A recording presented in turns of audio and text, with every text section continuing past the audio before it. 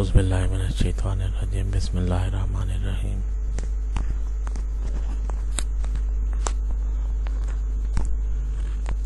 نوجوانوں کی اسلامی تربیت سے متعلق کچھ گزارشات۔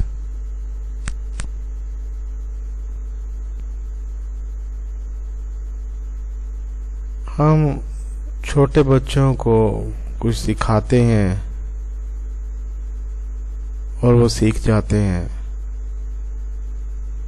ہم انہیں کھانے پینے کے آداب، رہنے سہنے کے طریقے اور نہانے دھونے سے متعلق بہت سی باتیں بتاتے ہیں اور وہ سن لیتے ہیں، سن کر عمل کر لیتے ہیں۔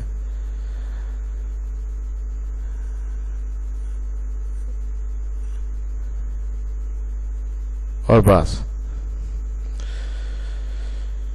ہم انہیں بولنا سکھاتے ہیں، اٹھنا بیٹھنا سکھاتے ہیں، ملنا جلنا سکھاتے ہیں اور بہتر سے بہتر بنانے کی کوشش کرتے ہیں۔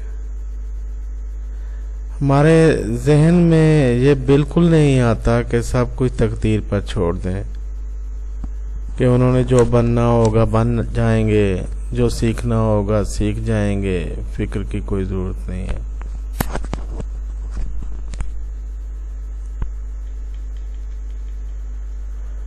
ہم انہیں اسکول بھیجتے ہیں، انہیں پڑھنے لکھنے کی ترغیب دیتے ہیں، محنت پر اکساتے ہیں اور کامیابیوں کو لالچ دیتے ہیں۔ ہم انہیں مسلسل کوششوں کا درس دیتے ہیں، پیرنٹس بھی اور اساتذہ بھی۔ ہم انہیں تقدیر کے بارے میں کچھ نہیں بتاتے۔ ہم انہیں کبھی نہیں کہتے کہ تمہاری قسمت میں ہی نہیں تھا کہ تم اچھے مارکس لیتے۔ ہم انہیں کبھی نہیں کہتے کہ تمہارے مارکس آنے ہوں گے تو آ جائیں گے، فکر نہ کرو۔ ہم انہیں مسلسل محنت کا درس دیتے ہیں، مسلسل محنت کی ترغیب دیتے ہیں، اور ہم دیکھتے ہیں کہ محنت اور کوشش سے چیزیں بہتر ہو جاتی ہیں۔ زندگی کے پہلے 18-20 سال بچے کے کوشش اور محنت کا درس لیتے گزر جاتے ہیں اور وہ بہت کچھ سیکھتا بھی ہے، لیکن 18-20 سال کے بعد پتہ نہیں کیوں ہم سب اور پورا معاشرہ اسے تقدیر اور توفیق کا درس دینا شروع کر دیتے ہیں۔ اسے اس کے والدین بھی صبر اور تقدیر کا درس دینے لگتے ہیں، اس کا ماحول بھی اسے توفیق کی دعا دینے لگتا ہے، اور وہ بچہ جو ابھی تک بہت تیزی سے سیکھ رہا تھا کن ذہن اور سست ہونے لگتا ہے۔ اور پھر یہ کہ تقدیر اور توفیق کے حوالے بھی سب کچھ نہیں کر دیا جاتا، بس چند ایک چیزیں کی جاتی ہیں، جیسے مذہب اور نیکی کے راستے پر چلنے کی کوشش، جیسے گھریلو زندگی کو بہتر بنانے کی کوشش، جیسے روزی رزق کے بارے میں محنت اپنانے کی لگن۔ بس یہی چیزیں تقدیر اور توفیق کے حوالے کی جاتی ہیں۔ باقی چیزیں جیسے لڑائی بڑائی، عزت بے عزتی، بدلہ انتقام، ان کاموں میں ہم کوشش کو ہی اپنانے کی مثال بنتے ہیں۔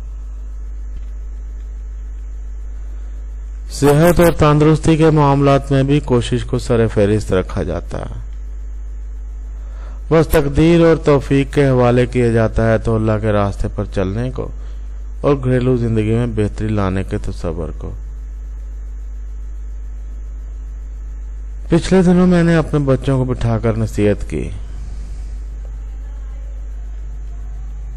آپ لوگ بہت پچھلی پوزیشنز پر آتے تھے، 40 سے 35-33 پر، پھر آپ لوگوں نے محنت کی اور پہلی پوزیشنز حاصل کرنے لگے۔ آپ لوگوں نے سیکھا کہ بہت سی غیر ضروری چیزوں کو اوپر سے پش ڈال کر مثبت ذہن سے کوشش کرتے ہوئے آپ اپنے مقاصد متعین بھی کر سکتے ہیں اور حاصل بھی، اور یہی چیز آپ لوگوں کو اتنی بڑی بڑی یونیورسٹیوں میں اسکالرشپس لینے کے قابل بنا سکی۔ بس اسی چیز کو یاد رکھنا کہ محنت اور کوشش سے حالات بہتر ہو جاتے ہیں۔ پڑھائی یا ڈگریز آپ کی زندگی کا معاشرتی پہلو متعین کرتے ہیں۔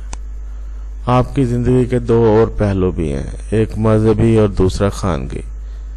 زندگی کے ان 2 شعبوں میں بھی آپ نے اسی طرح سے محنت اور کوشش کو اپنانا ہے۔ ان شعبوں کو تقدیر اور توفیق کے حوالے نہیں چھوڑنا۔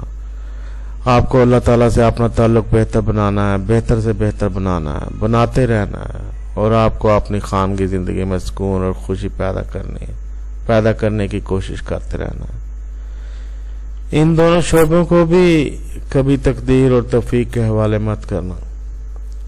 ان کو بہتر بنانے کی انسپریشنز لینا، پلاننگز کرنا اور کوششیں کرنا، ان کو بہتر سے بہتر بنانے کے طریقے ڈھونڈنا، جس طرح آپ لوگوں نے زیادہ سے زیادہ مارکس لینے کے طریقے ڈھونڈے، پڑھنے کے شیڈول بنائے، بار بار روٹین سیٹ کی، بار بار ہمت پکڑی۔ اللہ تعالیٰ سے اپنے تعلق کو بہتر کرنے اور اپنے لائف پارٹنر سے اپنے تعلق کو بہتر کرنے کے لیے بھی ایسی ہی کوششیں کرنا۔ کبھی مت تھکنا، کبھی مت اکتانا، کبھی مت ہارنا۔ ان دو شعبوں میں بھی اپنی کمزوریوں پر قابو پانے کی اسی طرح کوشش کرنا جس طرح سے اپنے اکیڈمکس میں اپنی کمزوریاں یا خامیوں کو مینج کرنے کی کوشش کرتے رہے۔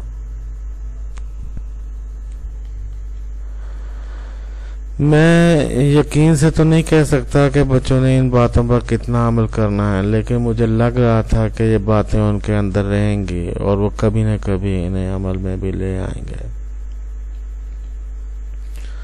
اللہ تعالی ہمیں اچھائی کے راستے میں کوشش کرنے والوں کی سعادت عطا فرمائے۔ آمین ثم آمین یا ارحم الراحمین۔